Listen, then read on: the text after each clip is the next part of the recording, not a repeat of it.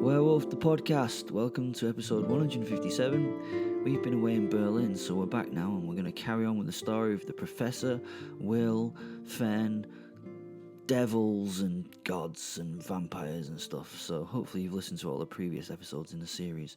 Otherwise this may be a little difficult to understand. Thanks to all those that are supporting the show. It just means that we can get better equipment and we can have a sort of nicer time doing it if we can actually pay for food and stuff. So support us by buying us a coffee. The link is in the description. You can also join the Facebook group there. You can meet me on Insta. You can meet me on Twitter. You can meet me, on TikTok and all those kind of trendy social media places. If you could review us, that would be fantastic. You just click up and put a 5-star review in. You don't even have to write anything on Spotify. That would be wonderful. And above all else, remember, we love you. She sits at a desk in the very bowels of hell. That is how it's always described, isn't it? You know, the bowels of hell. I mean, it's not a great description, really, is it? Can you imagine what the bowels of hell are like? Most of us have had the results of that 3 a.m. kebab, have we not? The 4 days of food poisoning that accompany that. Are we imagining the colon on the first day or on the 4th day? There would be a real significant difference between those days, would there not? And to be honest, I don't want to describe that either. I mean, the bowels, not necessarily the bowels of hell. It's pretty horrendous. Anyway, the place she sat is not dark, tight, and shitty. This is her sanctum and she's its only visitor, so she can have it however her mind wants. She's not actually going to be inside a colon, is she? Not a fallen angel of this quality, although I do hear she has some extreme tastes. Anyway, today she is in a yurt taken from the plains of Mongolia in the 1200s. Well, almost exactly like one, but it's minus the smell of horses and horse shit. See? No shit, classy lady. Sorry, I seem to be a bit focused on the shit. In fact, it's not a yurt, it's a gur, which is what the Mongols called what the Russians called yurts. But let's not push too hard for semantic accuracy. It's a big tenty thing from the steppe. It's traditional looking on the inside. The stove is in the centre.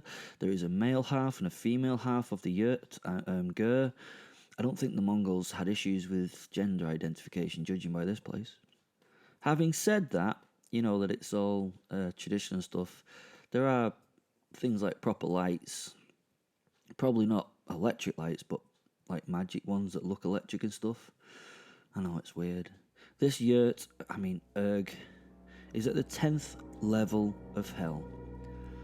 I know, they're not supposed to be more than 9 levels of hell, but hey, this is a secret spot that only the devil can reach, so why would anyone but her know about it? In fact, my description of it here has got her staring at me as the narrator, as if I was some kind of, nosy bastard or stalker. And that stare is making me feel uncomfortable, so let's continue with the story and stop this description of this place of nonsense. She looks away from the eyes of my imagination and back to her screen. Above her are the 9 levels of hell and the city of Pandemonium itself, the demon city. I don't know either how they're above her and things, but I just know it's that religion-y stuff in it, and magic and make you up bollocks. So somehow this whole thing seems to work well. The 9 levels above and the city of Pandemonium are where those who feel guilty are rewarded with pain for their sins on earth. You know, the usual shit.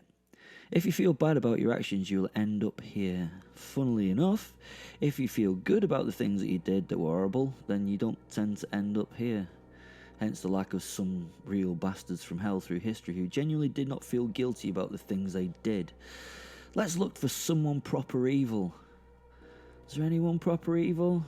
Oh, come on. It has to be the cliche. It has to be Hitler we look for, does it not? I mean, he is the go-to for every writer when it comes to an evil bloke from recent history. Although, we do have a lot to choose from if you think about it. Hitler is not here in hell. Uh-huh. He's not even in heaven either, so where the fuck is he? Oh yeah, maybe it's that conspiracy thing and he's with the rest of them German bastards somewhere in Argentina. Maybe. But he should be dead by now, shouldn't he? Should he not? Just let me Google his birth date. 1889. So how old is he? He's 135 years old or something like that. God damn, he must be dead. I don't think even Hitler had... Well, maybe he doesn't want to die. I don't know. It's what it is. Get on with it. Sorry. I'm sorry. She sits before the brand new MacBook Pro. It's not a real MacBook Pro. This one is everything the MacBook Pro promises because a brilliant mind, hers, has created it in that moment. She's been sitting here staring at the screen for some time. In hell there is only some time. Sounds like the tagline of a shit movie, doesn't it? In hell there is only some time. Time does not pass in the usual relative way that it does when we involve physics and theories and that kind of stuff and whatever. This is her world, her creation, so time just passes as she wants. So to her it could have been hours, days, millennia or seconds, and honestly it doesn't matter to her. She will be here until the end of time, and she was here at the beginning. Because of the lack of relativity in her life, she has also seen the end of time. She holds a promise of the things to come. She does have a lot to do before that time comes, so she sits at the desk and plays with the mortals of the world. No, not all of them, that'd be dead boring. She is a hunter of only those that matter, those that stand out from the crowd. She does not care for the souls of the, how do we say it, standard mortal. They typically morally corrupt themselves and end up hers anyway. I mean, it's what you're told to do, isn't it? Really? Is it not? You cannot live without sin, so most of the faithful know where they're going to, end up anyway. So she has no work to put in to get them here. Basically, if you're born and you think you should go to hell, you go. Fucked up, really, if you think about it. How would Leibniz explain that conundrum? Well, he probably wouldn't. He's here if you want to ask him. She tells me with a wink and a smile. When I see Lucifer in my mind's eye, those things are she or her. The point of that sentence is the bit where I said when me, see her. When you see her, it could be any pronoun, including the pronoun it. If it is a pronoun, I'm not sure. It depends on what you truly desire. That is what she represents. Your true temptation. She is the thing that can lead us from the path of righteousness, if you've ever been on it. She can be, for example, addiction in some people's cases. She can be hate in others. Mostly, though, she represents an individual. That individual that sits in your head as your deal breaker. The one that would have you turn your back on all else just to be noticed by it. To be loved by it. Although, she does not know what love is. Or does she? Gosh. This saying thing is something really complicated if you think about it. So it's probably a lot better not to think about it very... Get on with it. Sorry, I get sidetracked a little bit every now and again. It's just part of the story. She, as mentioned, is the devil. Throughout our stories, she has been referred to as Lucy. Yeah, I thought it was clever, like shortening of the obvious Lucifer to Lucy, but only recently have I found out that the same thing's been done about 1,000 times before. But that is the nature of writing. Original thought is truly rare. Even if you believe it is original thought, it ain't. I thought I'd been clever, and in reality, I had until lots of you guys out there pointed it out, that had the same idea as other writers, but thanks for making me feel unremarkable in my musings. For goodness sake, the plot. Sorry. Okay, let's escape this writer's innate ramblings and focus on what she, Lucifer, Lucy, Beelzebub, the devil, is doing. She's written several ideas of how this story will conclude, will end, well, will endish. Like all good authors, she's cut the 23 ideas down to a decent 6 that she thinks would be fun. She, unluckily for her, has all the editors that have ever lived and died to hand to help in hell. All editors end up in hell. Sorry if that is a shock, but in fact it's true. In fact, telling me I cannot use in fact in my prose is what in fact got you there. In fact. As the true manipulator, she, the devil, Lucifer Morning, will choose the outcome of our little series that we're progressing through so far. Well, it's not a short little series at all, is it? It's got to 32 parts and it seems to be never ending, but she's going to choose the end. It makes it easier for me, to be honest, if the devil does it. Maybe she won't pick on me so much. Each of the 6 endings has its own part of fun and sadness built in. Lucifer could choose to get her dose of emotional turmoil from any of the hundreds of soap operas out there, but the Great Destroyer would prefer to destroy and play with real people and steal their souls. I mean, that's what we want, isn't it? All of us. Really? Well, maybe not the souls, but an emotional tornado of a type as an ending. Fuck a happily ever after. That's not real. Happily ever after means that things end, but they don't end in real life. But just go on. Life goes on after yours is even done. You are still a part of life until you are forgotten by others. You don't end, you just fade away. Here are the 6 endings that she has to choose from. And to be honest, she's struggling. She's struggling to decide which is the least appropriate. Number 1, Will, is that a good... will the werewolf come out on top? Number 2, will the professor win? Number 3, will Sally come back and do all the killing and stuff and come out on top? Number 4, will Sammy and her son rule the day? Number 5, will God in his heaven and that goddamn goon Gabriel win the day? Or number 6, will they all lose? That's a bit of a cop-out on her part, but I'm not telling her. Shit, I just said it out loud. Nice. It works out as 6 possible endings. She could just choose. She could just decide the ending, but the actual ending is that she will be the winner whatever. Lucy will always be the winner. You can throw the angel out of heaven into the pit, but she will still sit there and rule the world. She gets humans a lot more than their creator, the old man, God upstairs, because she's changed them forever to her ways. A bit of a satanic snake sedition meant that the likely place for all souls is in hell. Or do you believe that God is all-powerful and that he knew what would happen and just let it? The sedition, I mean. For God's sake, can you imagine making up a religion? It must be so difficult, eh? Bringing the plot of this little podcast together is enough of a nightmare, and there have been 2 of us doing it. God created all this. I mean, this. I can't show you what I'm pointing at, but I mean everything. By himself. Why then is God a little shit at knowing humans, you may momentarily ask? Or you might not, I don't know.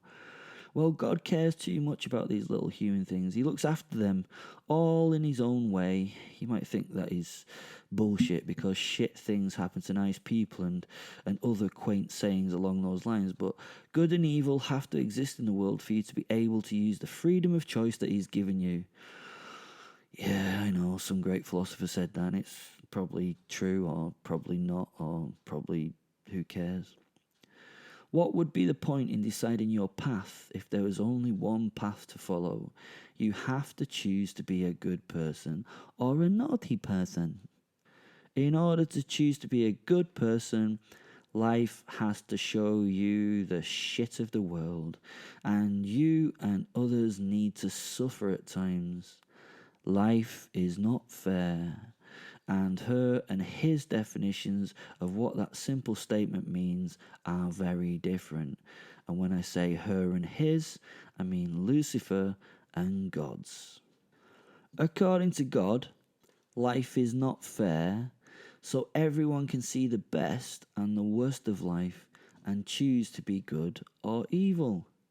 Even those going through the shittiest of times, as long as they have faith in the Lord, will get a just reward when they grow their enormous feathery wings and fly into the sky. Aye, that is where heaven is apparently, up in the sky. What does life is not fair mean to the devil? To her it's just that life isn't fair, and if you're on the wrong side of that, then tough shit. Fucking deal with it. Tough titties and all that. God got you to choose to be the loser. Deal with it. Oh, sorry, I need to actually start telling the story, don't I? Where was I? Oh, yeah. She sits at a desk in her office floor on the bottom of the 10 rings of hell. She sips an espresso and mulls over the 6 outcomes.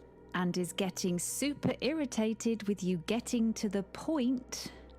Look, I'm really sorry. I'm just scene setting and all that. That's my job. Which of the 6 was she going to choose? Which of the 6 outcomes was she going to foster?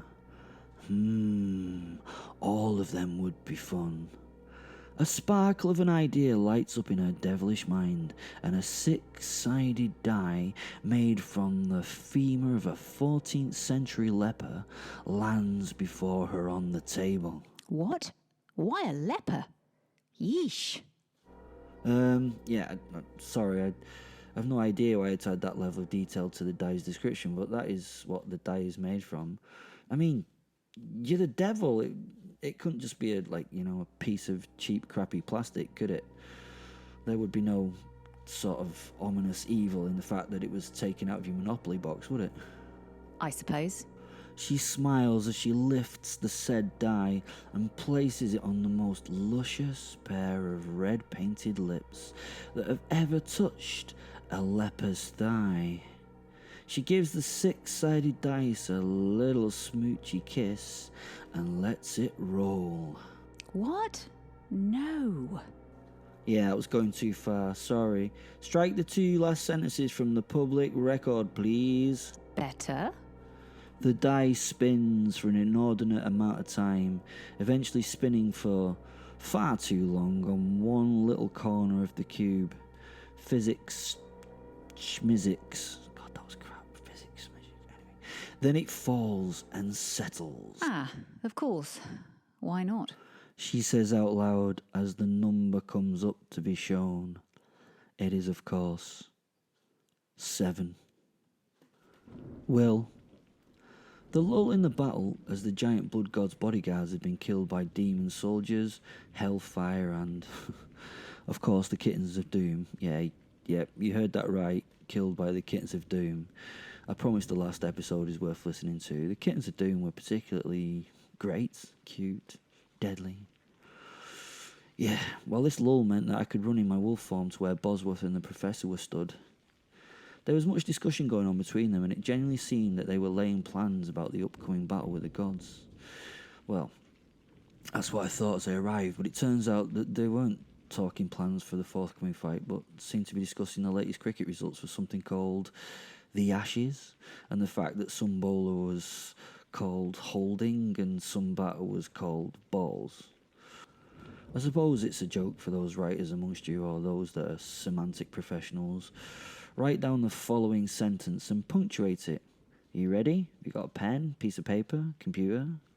Write this down and punctuate it correctly. The bowler is holding the batter's balls. Yep, you get the level of hilarity that incorrect punctuation can bring to a thing. Because the name of the bowler is Holding and the name of the batter is Balls. Yeah, did you get it right? I hope not. Hey up, lad, how's they doing? Said Bosworth. Oh, sorry. I better tell you who Bosworth is if you've not listened to the other episodes. He is the landlord of a pub on the edges of reality and the supernatural realms. No, you're picturing the wrong idea of him, the wrong thing. He's not a little semi-bald figure in a stained polo shirt. He is, in fact, a retired Genie person. He's been around for millennia and got sick of granting wishes. I mean, if you think about it, they get to be a bit repetitive after a while in what people wish for. It had got boring for him, so he did what seemed like the thing that retirees do and built a dimension of his own to stick the village of Phaeton and his bar and hotel in. This was the place that had karaoke, an unhappy and a happy hour, and a bar fight on a nightly schedule. It was also the favourite protocol for all those of, cryptid or magical mindsets. He is a large neon pink robe that is full of a dark shadow that you can but cannot see and stuff. Across the back of the unordinary, glowy robe is Bosworth, written in even pinker and even glowier writing. Oh, now I need to describe the fucking professor, don't I? Right, you've listened to 30 episodes, hopefully, so you've got the idea of what the professor is. I'm going to shorten it down. The professor is a 13th century immortal knight. You should know who he is by now, and I really hope you do. He's a great character. Hey up, lad. Yeah, that's where we are. Sorry, it's point what Bosworth's talking to me. I had to do the thing. Yeah. The professor nodded a curt nod. He was wearing his plate armour, so I could not see his face, because he had his helmet on. So I assumed that this was a sort of hello of a kind. As I was saying, old chap, Anderson's getting on a bit, don't you think? I mean, he's a good player, but his averages are well down. I feel bad for the chap, I really do. But he needs to think about what's best for the team and call it quits himself, in my humble opinion. Go out on past highs. I mean, it's sad to see a sportsman fade after such a bloody good career, huh? A blade of energy had been sent from the tip of Sammy Sutton's sword. It blew us all off our feet and onto the floor. Not that Bosworth had feet, but if he'd have had feet, he'd have been blown off it. And anyway, my body's muscles were suddenly locked in a spasm. I was pinned to the floor, and if this had been a video game, my player's energy bar would have took a solid hit and would be still going down. As the vampiric suits him more. Vampiric fucktard giant stole energy from my body.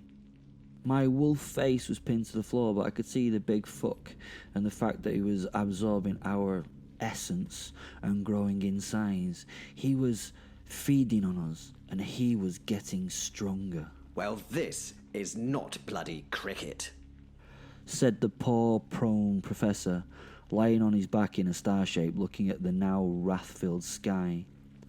Bosworth was the first to raise himself from the ground, and a wave of neon pink energy blasted from the robe's empty arms at the giant guy. The wave, whatever it was, coated his armour as if it was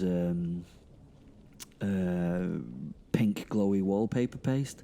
I know, I could have provided a better description than that, but I think you can sort of grasp that as an image, can't you?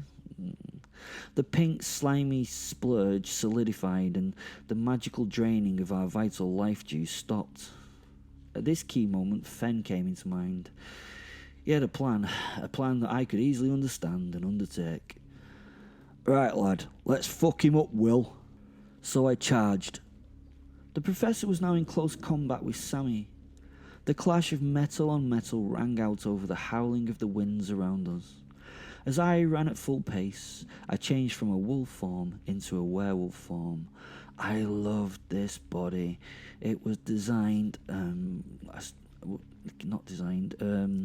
evolved. No, it's not really evolved, is it? Because it's magicked for one thing, and that was for killing and ripping things up. I didn't slow my pace as I got closer to him. I got faster and faster as I was ready to hit the giant with all I had.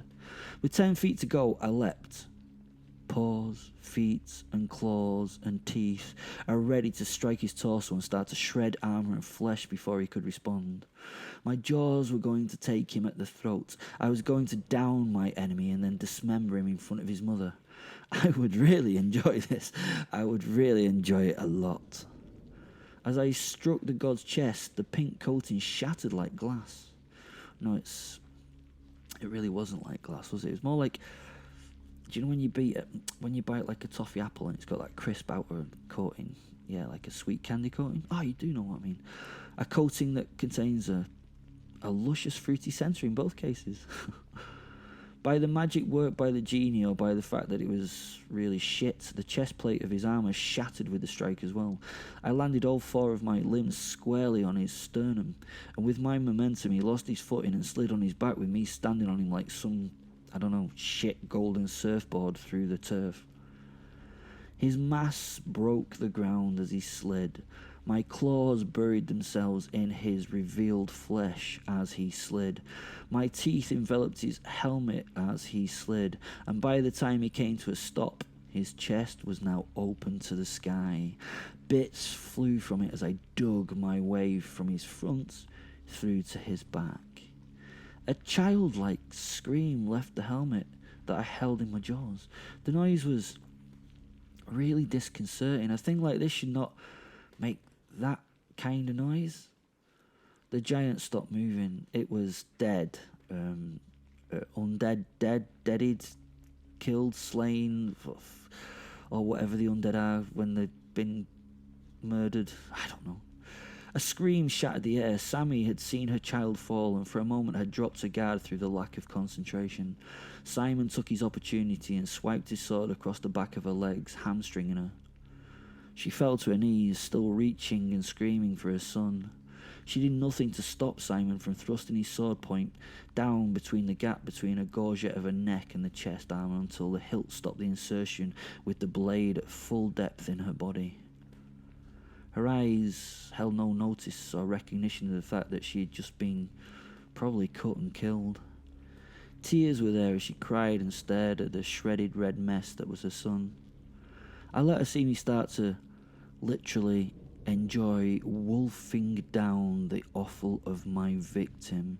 I kept my eyes on her. I kept eating. Blood ran into my black fur, as did little gobbets of flesh as I ripped and swallowed in each bite. Burn my fucking house down, bitch, would you? I thought as I destroyed the only thing that mattered to her. Fuck's sake. How pathetic. Look, you can make more children, but you can't remake a classic E-type Jag, could you? Nah, they're one of a kind and you burnt the fucker. Her head dropped as the professor withdrew the sword with some difficulty, to be honest. She was now on her knees, on her butt, eyes closed and quiet. Inside, Fen and I revelled in our moment of revenge. The retribution was fun. I had taken her most important thing. I'd killed it while she watched. I would take his head and helmet as a trophy. I would take it and show it to her. I turned to my downed opponent and moved to the head and reached for the visor. I wanted to see the face of my enemy. Hopefully, I would get to enjoy the last few moments of his death with him. I could look into those eyes and watch him fade. I could see those eyes dim and watch that body fail. I undid the clip that held the visor closed, deftly with a claw-tipped finger. I then raised the visor to reveal the monster's face. It was a bit of a shock. It was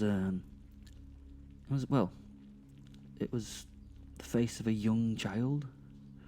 It was the face of a toddler, a face that shouldn't be there. I shook my furry head to try and clear the glamour that must have obviously created this in my mind.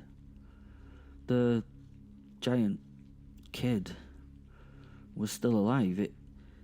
It looked rather confused and hurt. I don't think it could comprehend what was happening. Shit, is this where they got the idea of Mad Max beyond the Thunderdome Master and Blaster from? Or was it that I just stole it from them? Who knows? Mama, it gurgled as blood flowed from its mouth and nose. Of course. Of course. And then it died. A god died. I had killed a god. Brilliant light formed in the chest of the corpse. I had to literally cover my eyes, it was so bright. The night went still, and the little ball got brighter and brighter as I watched. The light sizzled and shook, and then with a boom it flew into the firmament above, where it formed a new star. Well, that was proper god dying shit, I suppose. You die as a god, and you create a star. Sammy screamed. Oh, how she screamed. Oh, it made me feel so good. She wasn't screaming from the pain of her wounds. She wasn't screaming from the loss of the battle. The scream was from the mother's loss of her baby.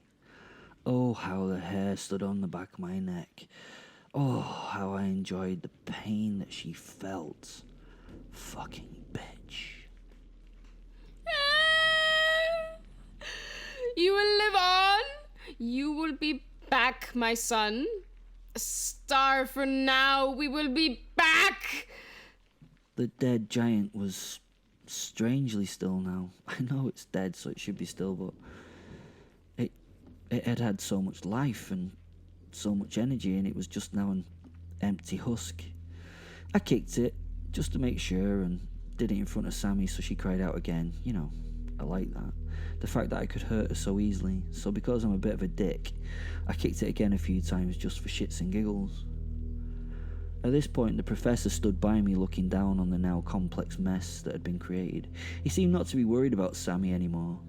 I think he realised that Sammy was going nowhere with the level of damage that had been inflicted. Well, was it physical damage that held her there, or maybe it was just that he knew that she was so emotionally damaged that she was unable to do anything but, like, grieve. Ah, yes. You can see the gene pool wasn't too deep there. He nodded at the face of the dead body. I sort of, nodded my agreement. In this case, rogering and reproducing with your brother does not produce a good outcome.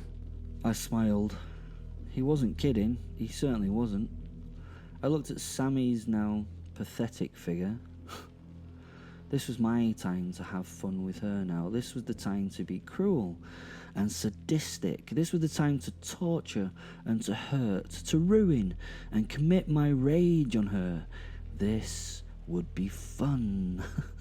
Fen and I separated, and he waited over at the corpse as I wandered with the professor back to the kneeling, bleeding, crying god. You okay? I asked her. I know, it was a dick move to ask her that, but I realised that I'm not a nice werewolf, so being a dick comes very easily to me. She was still on her knees and just about holding herself up from falling to the floor, but her head was still at my height as she knelt. She was a lot bigger than I remember. Sammy, I killed your brother, and now I've killed your kid. How does that make you feel? I asked her, an element of mirth in my tone. She lifted her head slowly and looked at me, her red orbs of eyes full of tears, yet unable to allow expression of her pain, but the power of her suddenly applied glamour slammed into me.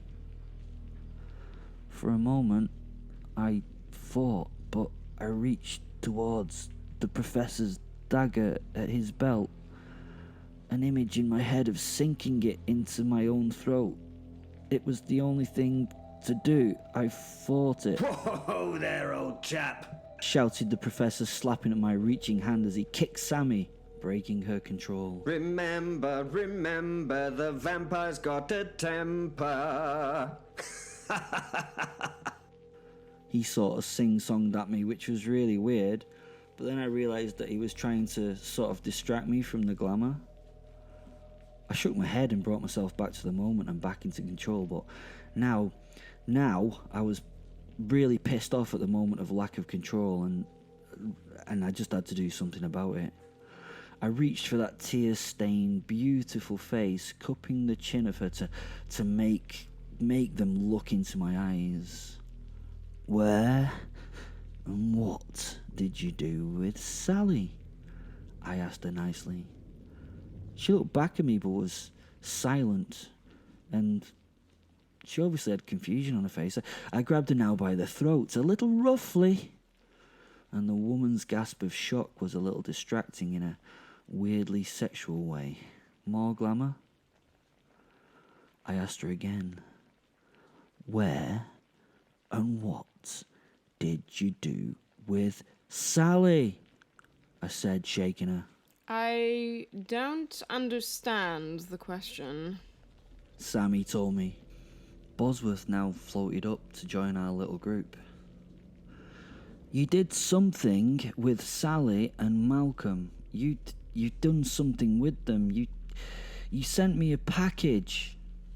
I paused weirdly, and against my usual expectations, a lump formed in my throat, a feeling in my head, in my heart. I was concerned and feeling an emotion. Sammy shook her head in response. That was nothing to do with me. She spat. This made me angry.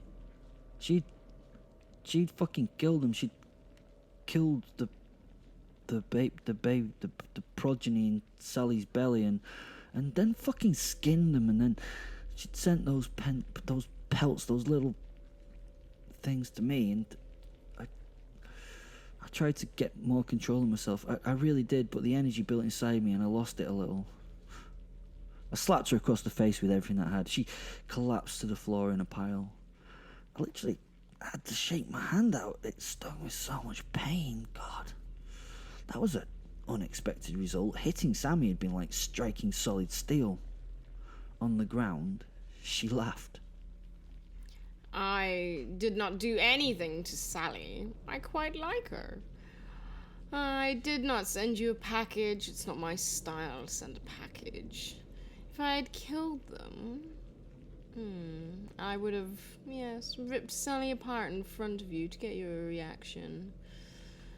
I would have torn her belly first to expose the young in the womb, and then I would have given your stillborn children back to you. And I would have done it all laughing at the pathetic lack of a response from you. She chuckled at this. I mean, it was an actual chuckle. Vampire queens shouldn't chuckle. It doesn't suit them, to be honest. My temper cracked. She got the rise out of me, and it was what she was pushing for, and I went to kick her on the floor. The professor stopped me by holding my shoulder. I was raging at him now, just for that moment, but when I looked at him, he shook his head and motioned with his eyes and a nod to something behind me.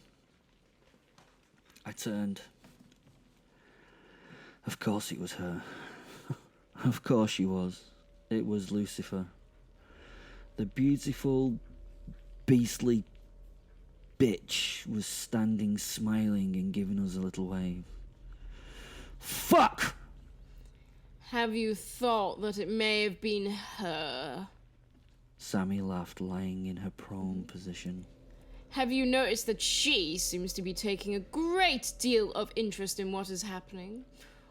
Why is that? Do you not wonder? Her voice cracked again with distress. I looked at Lucy, who shrugged her shoulders and offered a half smile as a response. The professor coughed, broke the tension, and then spoke. It seemed a strangely polite thing to do in a moment such as this. I believe Sammy will. I really do. Tell you what, though. How much do you wish to know the real answer? I looked at him, and he could tell from my expression how much I wanted to know. He raised his arms, his body language asking me to calm down. Sammy slowly raised herself to her knees again from the ground that was soaked, was covered in a pool of sticky, coagulating blood. You see, Lucy over there is a jealous person. She cannot stand the idea that Gabriel and I had a brief fling. A very brief fling. Sammy continued. She closed her eyes and moaned, and then looked to the heavens. Gabriel! Was the word she vomited from her mouth. I know, a weird description of someone saying something, but the word to describe how that word was said is truly vomited. A stark, bright light fell from the sky and stopped dead about 3 feet from the floor. With the tiniest of pings, Gabriel appeared. I am Gabriel, Archangel. I am here to help, to forgive, and to lead you to the truth, he said, raising his hands and taking, a very overly dramatic pose.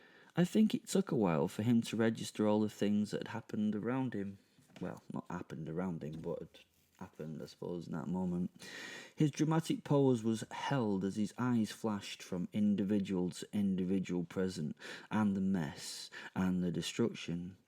His eyes rested on Lucy for a little while, and then he moved to Sammy.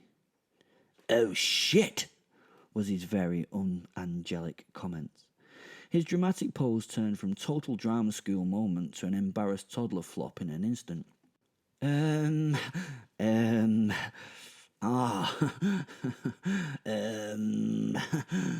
Again, his eyes went to the two beautiful women. I think he couldn't comprehend that both of them were in the same place, both at the same time, being like both and both being there. It was obviously an awkward moment, awkwardly expanded into what felt like a beautiful infinity as nothing was said. Gabriel noisily picked non-existent lint from his armour while looking around and smiling at each of us in turn. He looked at the sky after far too long to make it, sort of kosher. What was that, father? He said to no one. He took a hand to cup to his ear as if trying to hear something better. Yes, father, I will be right there. He shrugged his shoulder with an unsaid apology and disappeared with another ping. The light shot to the sky. Sammy smiled at his disappearance. You see? Said Sammy as she turned to Lucifer and smiled. I mean, what did we even see in him? He is a total twat at the end of the day. She told the devil. Yes.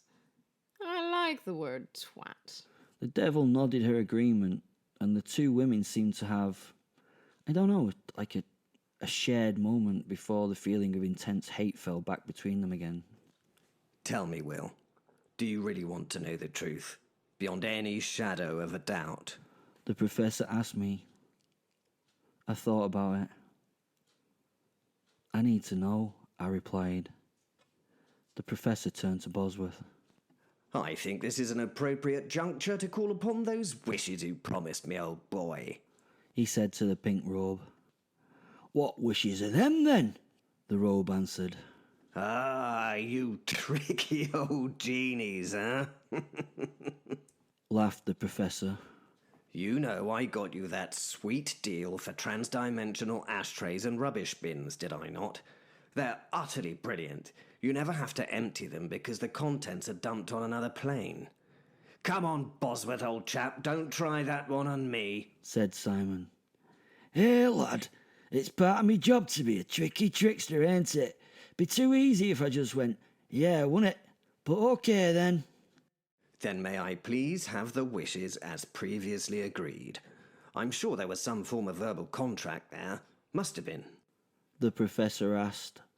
Aye, lad, of course you can, but remember to be clear in what you want, 'cause what you say is what you get. There ain't no second goes, said Buzzy. Okay, then. Let me think for a moment to make sure this is clear enough. Could you please tell me who took Sally and the pups, Bozzy? Yes, this is my wish. Bosworth flared an even brighter pink, sort of fiery type thing, and seemed to turn into a weird lava lamp for a moment, bits breaking off him and then coalescing back together as he did his magic thing. Okay, it were devil that done it, he said, pointing an empty robe arm at Lucy. We all turned to Satan herself in response, and she smiled and gave us a curtsy. It's a fair cop, Governor. She said as she laughed. I was raging. I took a step towards her. I knew there'd be nothing I could do against her, but I was gonna fucking try. She laughed at me. Just a little. Almost instantly dousing my internal fires. I realised that she had no fear of me at all, and that was a sign I should back the fuck off. A warning from Fen followed, and as I should do, I listened. She raised her hand towards me to reinforce the idea that I should stop. And in this case, I didn't have God's freedom of choice. I had no personal choice. This was a command, and I stopped. Okay, I did it. I have to say it wasn't easy getting rid of her, to be honest. She is a little tough nut when she digs her heels in. She wouldn't move willingly, whatever I did, so I had no choice. She stayed where she was, and I moved the universe around her. For badness's sake, that was the easier option. And thank goodness that I've nothing to do with physics. If I did, then that may have been much harder. But because I don't, I just asked nicely, and it complied. What a good universe. She explained. I now fought the spell, or whatever it was that held me, through sheer willpower, and ignoring both the Professor and Fen, who were telling me not to. I started to move with hesitant steps towards her. I didn't know what I would do when I got to her, but I knew that I was going to get to her. Whoa, Will. She said. I tell you what. Do you want her and the boys back? Yes, Will. You are daddy to 3 boys. I'm afraid that where I put her was so far away that due to the speed of light and that stuff, they will age a little to get here. I can't help that. So you will have 3 teenage werewolf boys. Would that be nice of me? She asked. She turned away from us and directed her focus on a patch of spare ground just beyond Sammy. She moved her hands in some, I don't know, fucking arcane magical way as she whispered a far too guttural liturgy into the night. The words she spoke actually hurt my ears. It was as though they were being struck by waves of pressure. A small ball of flame grew where she focused. It expanded and then suddenly broke out to become a large vertical ring, something like 12 feet across. The ring's contents were just darkness. As the ring grew, we could hear sound coming from inside it. There was growling and snarling and the definite sound of paws running on. I remember now. Crisp, new snow. Then from the ring of flame, one after another burst 4 werewolves. The white wolf I recognised instantly as Sally, blue eyes and a coat of pure white. The 3 others were smaller but deep grey with a hint of blue. I could tell they were angry as they tore into the world. Probably not enough of a word to describe the feeling that I got of them. I mean, angry. It was a lot more than angry. It was raging. Nah, that's not enough. Bloody livid. Well, let's just call it angry times 10. Sadly for Sammy, she was the first thing they met, and they descended on her as a pack, taking whatever frustration that had built up wherever they were, out on her. The slaughter was, well, it was horrific, but at least it was brief. Sammy got halfway through a scream before she was under a pile of bodies that ripped and tore her apart. It had been very quick and savage, and the werewolves continued their butchering of the body well after Sammy's star had gone to join her sons in the firmament. We watched this, and as they finished, they turned to us. There was no recognition in those eyes. Shit, they were out for blood. The werewolves postured as Bosworth rolled his sleeves up and Simon got ready to receive the charge that would inevitably come. Then the white werebeast seemed to relax. Those eyes met mine, and then there was a moment of recognition. In the next brief second, there was a little naked Sally stood next to her white wolf soul, Azza. Tears streamed down her face as she looked at me. The other werewolves, although confused, stopped their threatening behaviour, and they looked towards their mother. For some reason, I still don't understand, I wanted to go to her. I ran forward and pulled Sally into my arms and held her so tightly to my body. The emotion that flooded me was unknown. It was, I don't know, but all I wanted to do was hold her and make everything all right for her in this world. I cared. This moment was a first. After some time, after he had given Sally and me our moment, the professor walked up to us. He unbuckled his helmet and took it off, throwing it uncaringly to the ground, and smiled. Just such a beautiful smile. He smiled at us. He had tears in his eyes. This beautiful time had made the man shed a tear. He was a fucking true friend, a true friend, and I felt love from both him and Sally. Life for me had changed.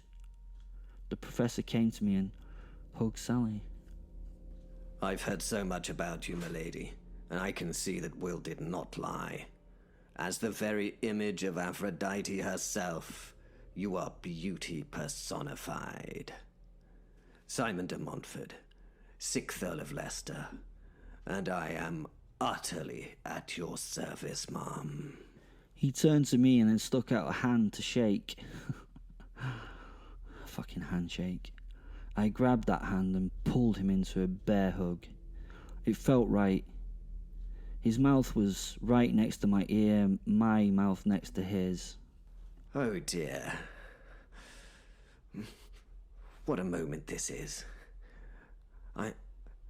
I'm so sorry, Will. He gently said. Why sorry? I asked him. I mean, you did all this. I can't thank you enough, Simon, I told him. He stepped away from me now, holding my hand. I am truly sorry, Will, he said, and I could see that he was. He really was sorry. I was confused. He called over the glowing robe. Bosworth, I'm afraid I'm going to need that second wish, and I'm going to need it right now. He asked the giant neon genie. Aye, of course, lad. Anything for you, replied the genie. The professor then turned back to me, and his eyes were on the ground. He slowly lifted those eyes to meet mine and turned his head to one side, and a smile just passed over his face. A smile of, I think, regret. Bosworth, it is my wish. Restrain the werewolves. All of them. He ordered. I am so sorry, Will. I truly am. Really, this is not my choice, but it is my mission, and I must not permit you to. It is incumbent upon me to kill you. Oh, we leave on another cliffhanger. Will the professor kill Will? Will he or won't he? Will he? Yeah. Remember, support the show. Buy us a coffee. It really helps. We love you. You're fantastic and all that kind of stuff. Descriptions, read and follow and like and share and do all that stuff. Yeah. Bye.